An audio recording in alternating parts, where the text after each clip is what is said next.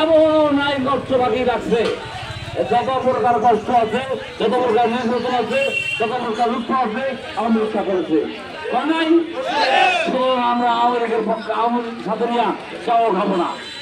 আমার রাজনীতি হয়ে যাই 40 বছর রাজনীতি করি আমি, তাহলে আমি কি রাজনীতি করলাম যে আমার দলীয় হইতে হয় রাজনীতি করি না।